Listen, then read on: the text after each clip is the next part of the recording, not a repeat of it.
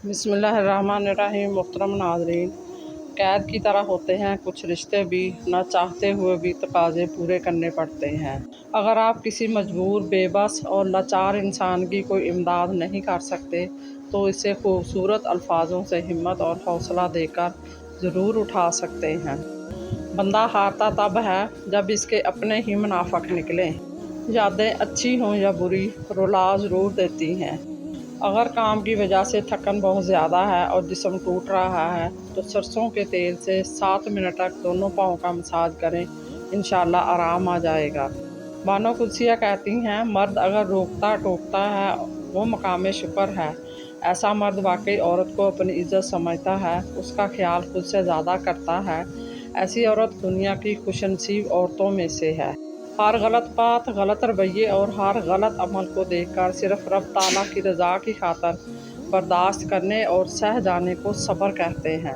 ہار جانے کا خوف انسان کو کبھی جیتنے نہیں دیتا۔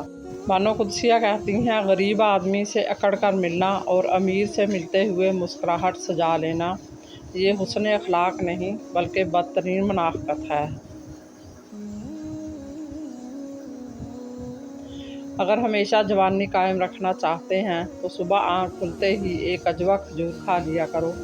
زیادہ ٹھنڈا پانی سے نہانے سے بال گرنے لگ جاتے ہیں۔